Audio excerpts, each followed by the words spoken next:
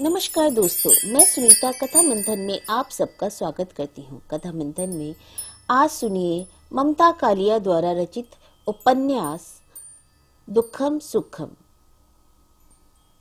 उसके जन्म में ऐसी कोई असाधारण बात नहीं थी जिसका जिक्र इतिहास अथवा समाज विज्ञान की पुस्तकों में पाया जाता।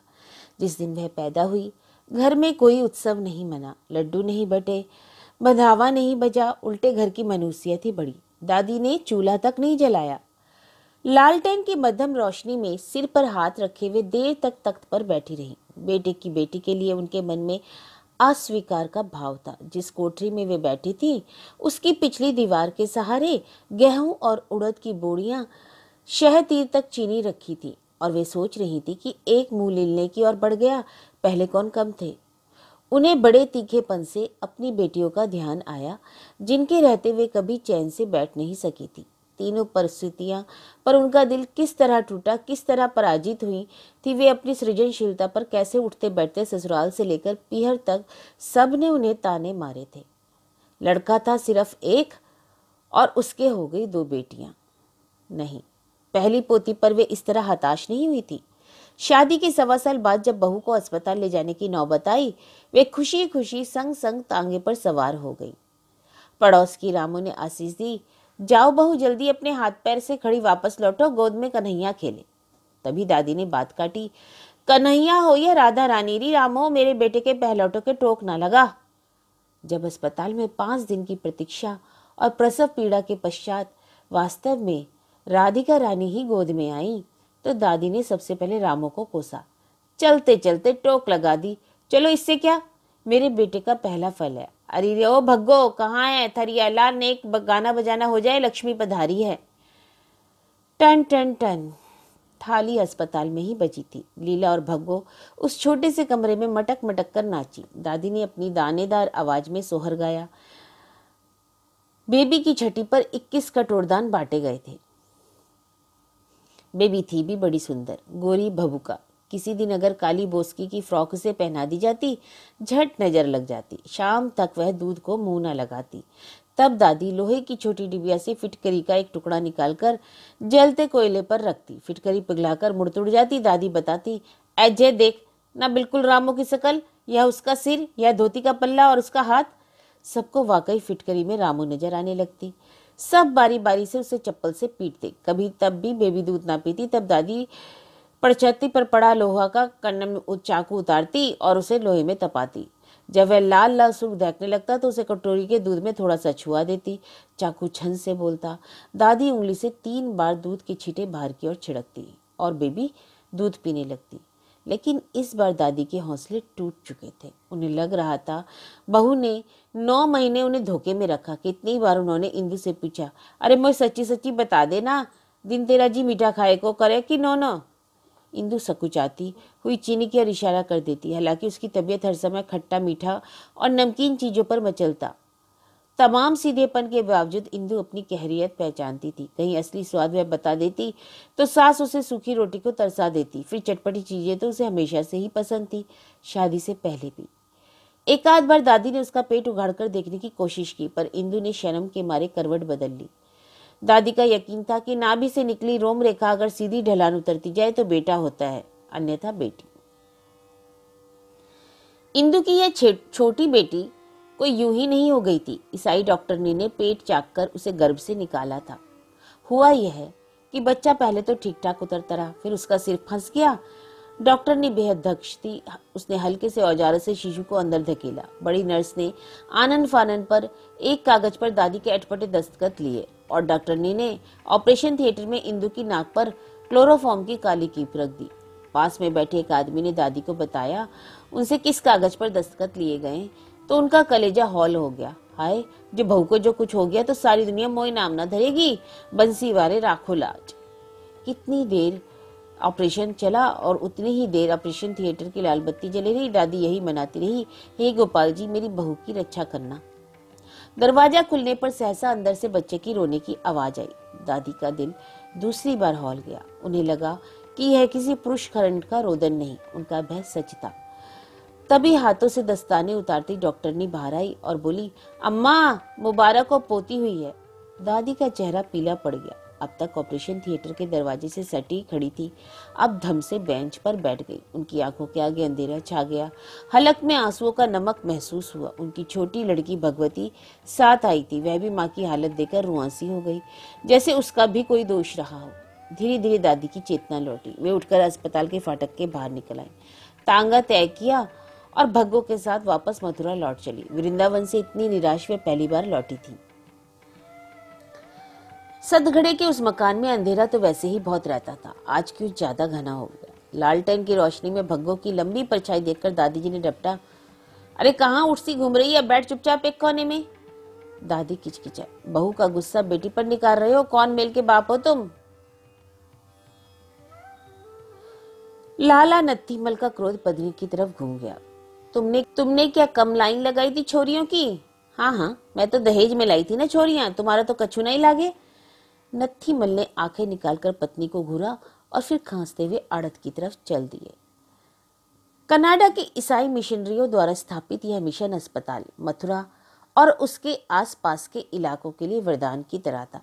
जिन परिवारों में शिक्षा की थोड़ी बहुत भी पहुंच थी, उनकी बीमारी हारी में यह अस्पताल अनिवार्य था। यहाँ चिकित्सा निशुल्क थी, अलबत्ता प्राइवेट कमरे का किराया 2 रुपये रोज था। बड़ी डॉक्टरनी गोरी चिट्टी खुश मिजाज महिला थी, जिसके आते ही मरीजों का उन्होंने दिल जीत लिया था। उसे सिर्फ 2 कामों से मतलब था, दिन रात औरतों की चिकित्सा और चर्च में प्रार्थना। जनरल वार्ड के मरीजों से कोई शुल्क नहीं लिया जाता, उल्टे उन्हें सुबह शाम खिचड़ी भी बांटी जाती थी। प्राइवेट कमरे वालों को सुविधा थी कि वे कमरे में स्टोव रखकर खाना बना लें। यही कारण था कि वृंदावन जितना बांके बिहारी और रंगजी के मंदिरों से जाना जाता था, उतना ही इस मिशन अस्पताल से जाना जाने लगा। इंदु को होश बहुत धीरे धीरे से आया। उसने पाया वह लगातार अपने हाथ पटक रही है, किंतु पैर नहीं हिला सकती। दरअसल जिस नर्स की देखरेख में इंदु को कमरे में छोड़ा गया था, उसकी ड्यूटी शाम 7:30 बजे तक खत्म हो गई और अगली नर्स आकर भी अभी कमरे में नहीं आई थी। दिन वाली नर्स ने इंदु की दोनों टांगों को उसी धोती से कसकर बांध दिया था, ताकि हिलने डुलने में पेट के टाके न टूट जाएं अथवा वह नीचे न गिर जाए। इंदु ने एक नज़र पास में लेटी बच्ची को देखा, समझ गई कि इस बार भी बेटी ही पैदा हुई है। शरीर के दर्द, टूटन और थकान से उसकी उदासी और रुआंसापन भी शामिल हो गया। यह रोना केवल बच्ची को लेकर नहीं, वरन अपनी रोजमर्रा की स्थिति को लेकर अधिक था, जो एक और लड़की के जन्म से विकटतर होना अनिवार्य थी। इंदु की दैनिक चर्या जेल में रहने वाले कैदी की दिनचर्या से भी ज्यादा कठोर हो गई। कैदी को सिर्फ मशक्कत करनी पड़ती थी, खुशामद नहीं। इंदु के लिए तो मशक्कत और मान मनोवत दोनों निहायत जरूरी काम थे। यूं तो उसकी दोनों नंदे बिहाई हुई थी, पर वे आए दिन पीहर में ही दिखती थी। तीसरी भग्गो उसकी जान की आफत थी। तरह तरह की शरारत, चलाकी पर भाभी के नाम लगाना उसके लिए खिलवाड़ जैसा था। बात बात पर लड़ने पर आमदा सास और बददिमाग ससुर से उसकी जान कांपती। इस नवजात बच्ची का जनक आगरे में पड़ रहा था और सिर्फ छुट्टियों में घर आता। 2 बच्चों के बावजूद इंदु को अभी पति के स्वभाव और संघर्ष का ठीक से अनुमान नहीं था। दोनों बच्चे छुट्टियों की पैदावार थे। इंदु को तेज प्यास के साथ भूख महसूस हुई। कमरा सुनसान था। उसने देखा स्टूल पर रुमाल से ढका आधा कटा पपीता रखा है। इसके अलावा खाने के लिए कोई चीज कमरे में नजर नहीं आई। बुखार लेने आई नर्स से इंदु ने मिन्नत की कि उसे एक गिलास दूध मंगवा दे। उसके परिवार के लोग शायद ना आ पाए हैं, पर नियमों का उल्लंघन अस्पताल में अच्छा नहीं समझा जाता था, इसलिए नर्स ने फौरन मना कर दिया और खट खट सैंडल खटखटाती चली गई। इंदु ने पपीते का आधा उठा लिया और लेटे लेटे खा गई, यहाँ तक कि उसका छिलका भी। उसने बच्ची की ओर देखा, जो आंखें मीचे और मिट्टियां भींचे सो रही थी। सलोनी सी बिटिया थी, गेहुआ रंग, गुलाबी होंठ और गुलगुले हाथ पांव। हाय, अगर यह लड़का होती तो मेरे कितने ही दुख दूर हो जाते। इंदु के कलेजे से हुक सी उठी और उसने बच्ची की ओर मुंह फेर लिया। एक क्षण तो उसका मन हुआ वह बच्ची का गला घोट दे, पर उसे अपने हाथों में ताकत ना महसूस हुई। क्लोरोफॉर्म की जड़ता अभी तक पूरी तरह छटी नहीं थी। अपना ही बदन दोगला लग रहा था। 24 घंटे बीत गए, पर इंदु की छातियों में दूध ना उतरा। डॉक्टरनी ने पंप से दूध निकालने की कोशिश की तो दूध की जगह खून निकल आया। डॉक्टरनी ने हैरानी और अफसोस से कहा, कैसी माँ हो, ममता नहीं है बिल्कुल। बच्ची को अस्पताल से दूध दिया जाने लगा। 10वें दिन सास ने मथुरा से पड़ोस की रामों को वृंदावन भेज दिया कि वह बांके बिहारी जी के दर्शन कराए और इंदु को भी लिवा लाए। पेट के टाके कट चुके थे। जच्चा बच्चा के लिए अस्पताल से दवाई भी दे दी गई। नर्स ने इंदु के पेट पर कसकर पट्टी बांधी कि पेट का घाव हिलने न पाए। तांगे में जब तीनों मथुरा के लिए चली तो इंदु का कलेजा उदासी, रूठन और आशंका से मानो भोज लिए हुए था। वृंदावन और मथुरा के बीच पक्की सड़क अभी नहीं बनी थी। 12 मील की दूरी इक्के तांगे के बल पर नापी जाती। बीच में एक जगह आम और कदम के पेड़ों की छाया में एक छोटा सा मंदिर था जिसमें हनुमान की प्रतिमा प्रतिष्ठित थी। पूरी सड़क पर यही एक स्थल था जहाँ कुआं भी था। इस जगह का नाम था लुटेरे हनुमान जी। प्रायः मंदिर की दीवार के पीछे उचक्के छिपे रहते और मौका पाते ही यात्रियों को डरा धमकाकर उनका रुपया रकम छीन लेते। उनके हाथों में लाठियां होती। वे जमीन पर लाठी पटक पटक कर जोर से चिल्लाते, दे बजरंग बली के नाम पर दे। यात्रियों की भरसक कोशिश रहती कि लुटेरे हनुमान जी पर रुकना ना पड़े, पर रास्ता इतना लंबा और थकाऊ था कि किसी न किसी वजह से वहां रुकना पड़ ही जाता। कभी यात्रियों में से किसी को प्यास लग जाती तो कभी घोड़ा प्यासा हो जाता। इंदु ने पहले ही तांगे वाले को समझा दिया था कि लुटेरे हनुमान जी पर तांगा कतई न रोके, सीधा सीधा मथुरा चले। धूप चढ़ रही है और बच्ची अकुला रही थी। तांगे के चलने से इंदु के पेट पर जोर पड़ रहा था। उबड़ खाबड़ राह पर धचके खाता हुआ तांगा चल रहा था। ऊपर से रामू ने एक बार भी बच्ची को हाथ नहीं लगाया। यह बात बिंदु को बहुत अकड़ी। खुद वह बच्ची के प्रति कितनी भी कठिन हो, किंतु दूसरे की रुखाई उसे एकदम नागवार गुजरी। मुंह से बिचकाकर उसने सोचा, जरूर सास ने इसे सिखा पढ़ाकर भेजा है। रामू उसकी सास से जरा ही छोटी थी। वह मोहल्ले भर की मौसी थी। सदघड़े में उसका अपना मकान था जिसकी 5 कोठरियां उसने किराए पर उठा रखी थी। 15 रुपए महीने उसे किराया आता। उसने भाई मैनपुरी में तंबाकू का व्यापार करते थे। रामू का राशन पानी, तंबाकू डली सब वहीं से आ जाता। कहते हैं एक बार मथुरा में बड़े जोरों की बाढ़ आई और जिसमें रामू के घर के 7 प्राणी जमुना जी की भेंट चढ़ गए। रामू अपने पीहर मैनपुरी गई हुई थी, सो बच गई। उस बाढ़ में भीषण तबाही मची। कई कई दिन तक लाशें ढूंढने नहीं मिली। बाढ़ का पानी उतरने पर रामू के घर के 7 में से 3 लोगों के छक्त विचत निर्जीव देह मिली। कछुओं ने जगह जगह से लाशों को काट डाला था।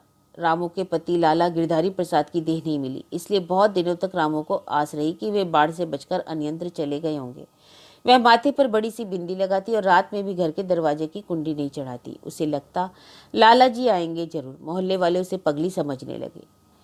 काफी समय बाद लोगों ने उसे अमर सुहागन घोषित कर दिया। रामू जब अब अपना वक्त समाज सेवा और चुगलखोरी में ही बिताती थी। पड़ोसियों को एक दूसरे को लड़ाना और मुंह में तंबाकू दबाकर दूर से तमाशा देखना उसका शगल था। रामू ने बच्ची को नहीं छुआ। इसके पीछे ना तो इंदु की सास का परामर्श, ना कोई प्रपंच था। दरअसल तांगे में थोड़ी दूर चलने के बाद ही रामू के नले भारी होने लगे। रामू को बहुमूत्र की शिकायत थी।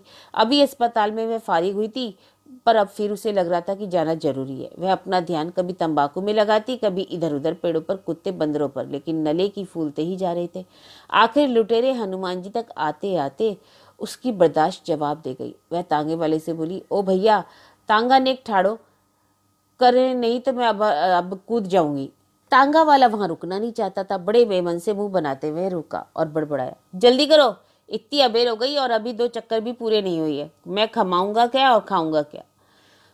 रामू मंदिर की दीवार के पीछे पहुंची थी कि अगले पर जोर जोर से लाठियां पटकने का शोर और बटमारों की आवाजें सुनाई दी। जय बजरंग बली, जय बजरंग बली की, दे बजरंग बली के नाम पर। थोड़ी देर में गिरती पड़ती अधकुली धोती में लटपट भागी, सिर के बाल नोचती रामू भी नजर आई। लुट गई कहते कहते वह किसी तांगे में चढ़ी और बैठते ही बेहोश हो गई। कुएं से पानी लेकर उसके मुंह पर छींटे मारे गए, पानी पिलाया गया और उसे होश आने पर तांगा किसी तरह फिर रवाना हुआ।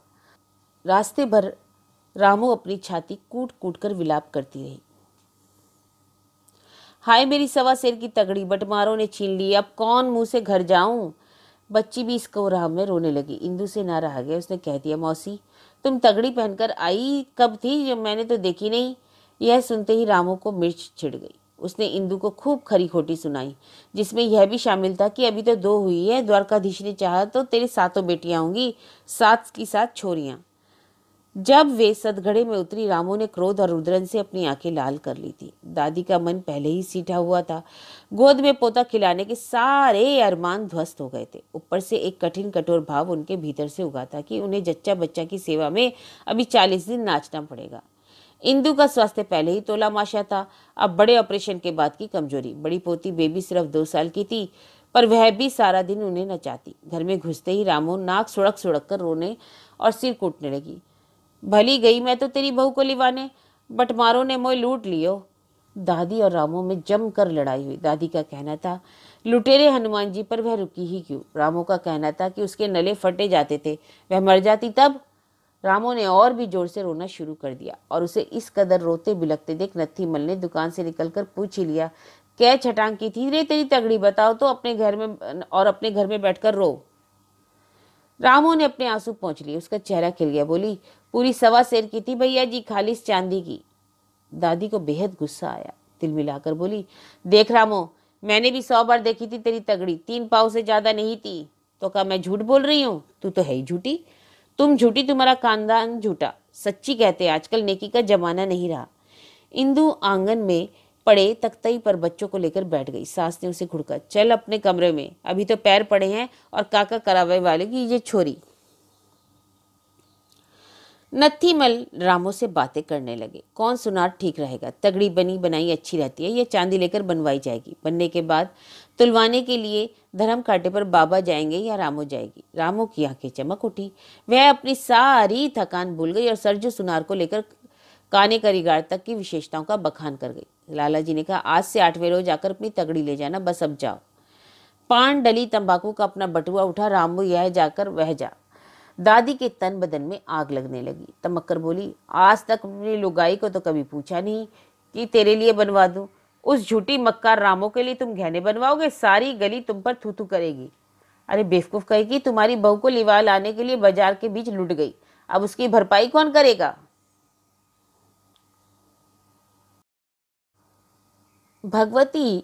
भग्गू ने बताया, भाभी अभी हाल ही सारे घर की पुताई हुई थी, जीजी ने तुम्हारा कमरा ऊपर 3 टिकने पर कर दिया है, तुम्हारे बक्से वहीं धरे हैं। इंदु के अंदर गुस्से की लपट उठी। इन्हें मालूम है मैं कच्चा शरीर और नन्ही जान गोद में लिए लौटूंगी, फिर भी मेरा कमरा बदल दिया। भग्गू ने बच्ची को थाम लिया।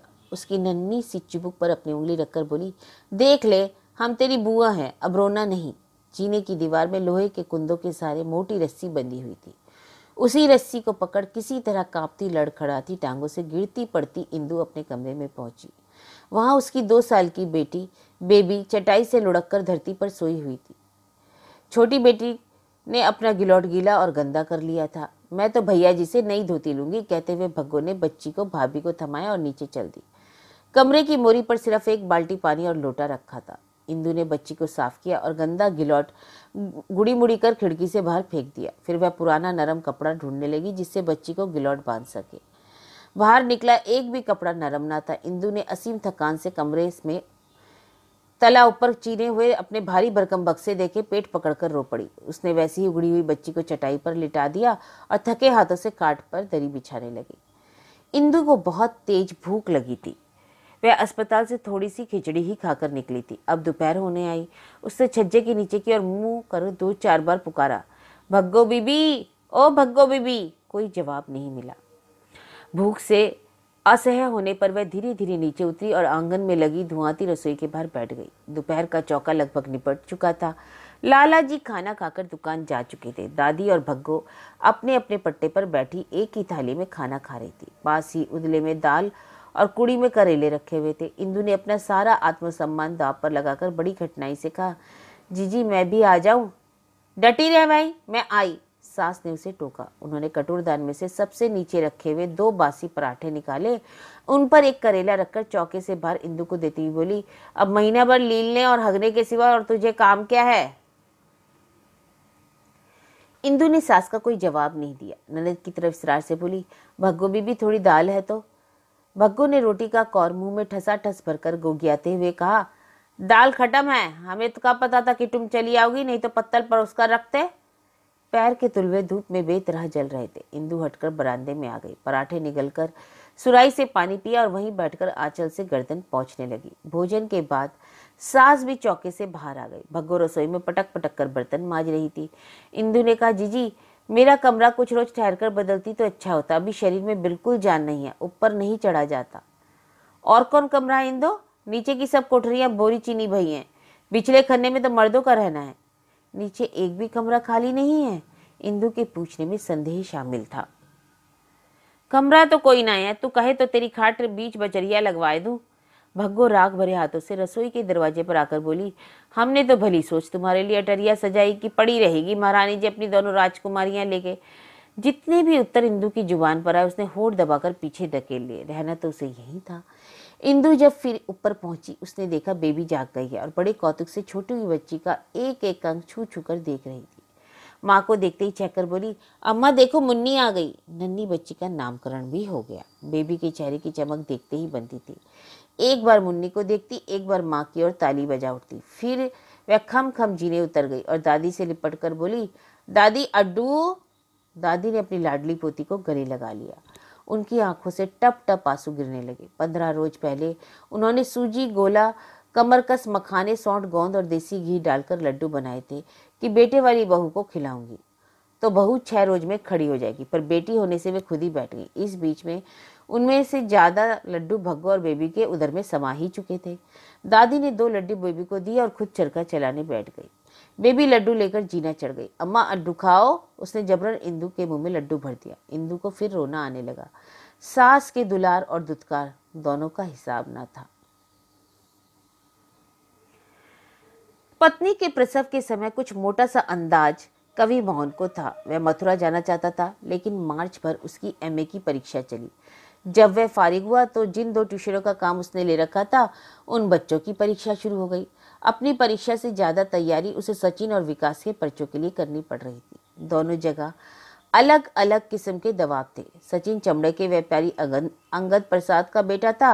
वह 9वीं में 1 साल फेल हो चुका था। उसके पिता आगरे और दयाल बाग के बीच चक्कर लगाते रहते। सचिन को हर किताब एक बोझ और हर परीक्षा जंजाल लगती। वह चाहता था कि पिता के साथ खालों का कारोबार संभाले, लेकिन अंग प्रसाद ने कवि मोहन से कहा, कवि बाबू किसी तरह मेरे लड़के को बीए करवा दो। हमारे खानदान में कोई भी 10वीं के आगे नहीं पढ़ा। कवि ने कहा, पहले ये 10वीं तो कर ले। अरे तुम किस लिए हो, 15 रुपए कम लगते हैं तो मैं 20 देने को तैयार हूँ, पर सचिन का इस बार पक्का पास होना चाहिए। कवि मोहन उन्हें बताना चाहता था कि परीक्षा में तो सचिन का लिखा पढ़ा ही काम आएगा, पर उसके पिता इतना मौका ही न देते। दूसरी ट्यूशन का विद्यार्थी दिमाग में तेज था, पर उसमें अनुशासन नाम का तत्व नहीं था। कवि उसे जायसी समझाने की कोशिश करता।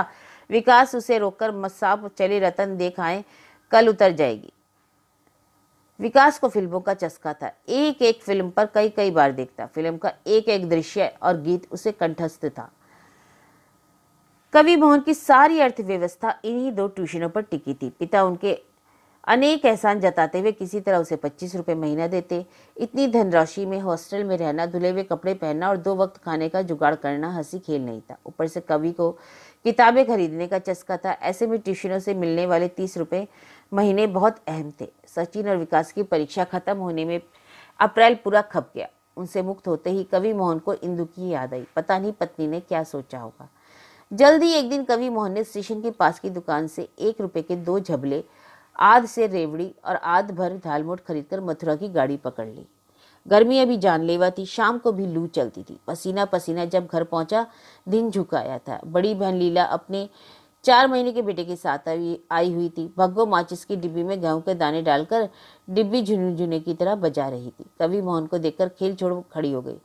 जीजी भैया आ गए। इतने दिनों से घर में बेटे की बाट जो रही थी, पर उसका मुंह देखते ही माँ को रुलाई का दौड़ा पड़ गया। लीला दौड़कर पानी लाई, माँ को जबरन पिलाया। माँ का हाल देखकर यह कहना मुश्किल था कि उनके गीले चेहरे पर गर्दन में आंसू और पसीने का अनुपात क्या है। माँ ने अपने सिर पर हाथ मारकर कहा, सराफे वालों ने अपनी खोटी चवन्नी हमारे द्वारे डाल दी। 2 छोरियां जंदीस ने। अब बस करो जीजी, लीला ने समझाया। कवि मोहन ने बहन से पूछा, बेबी नहीं दिख रही, क्या सो रही है? अपने मैया से लगी बैठी होगी। जीजी ने कहा। भग्गो कवि का थैला खकोर रही थी। रेवड़ी और दालमोट के ठोंगे निकालकर उसने खोले और फिर नाक से कोड़कर बोली, भैया जी गज्जक नहीं लाए? जल्दी रही साई, भूल गई, अगली बार सही। भग्गो ने कागज के पैकेट में से झबले निकाले। ये चंदू के लिए हैं। लीला ने कहा, कभी तुझे अकल नहीं, इतने छोटे झबले लाया है। तब माँ को समझ आई झबले किसके लिए हैं। माँ बिफर गई। ऐसी बेशर्माई कभी देखी? बाप बनो घूम रही हो है, बेटी के लिए कपड़े आ रहे हैं। रहने दे भग्गो, भर दे सामान थैले में, जिसके लिए लाया है वही निकाले। भग्गो बड़े बेमन से रेवड़ी और दालमोट के ठोंगे भी मुड़कर थैले में रखती कि माँ ने दोनों ठोंगे झपटकर दूसरी तरफ रख लिए। भग्गो ने कहा, भाभी भी राजी है 3 तिकने। कवि का मन हुआ दौड़ता हुआ ऊपर चढ़ जाए, माँ और बड़ी बहन के सामने हौसला नहीं पड़ा। ब्यालू कर ली? माँ ने पूछा। नहीं जीजी, तुम्हारे हाथ का कोला का साग और परमोटा खाने को तरस गया, कवि ने कहा। माँ प्रसन्न हो गई। आज भी वही ब्यालू बनी थी। खाना परोस दूं भैया जी? पहले चाय पिला दे, थकान दूर हो, कवि ने कहा। अब समस्या यह थी कि चाय बनाए कौन। घर में चाय कभी कभी बनती, चूल्हे की आंच में कई बार चाय का पानी धुआं जाता था, अच्छी भली चाय चौपट हो जाती। कवि की ससुराल से एक छोटा प्राइमस स्टोव आया था, पर उसे जलाना सिर्फ इंदु ही जानती थी।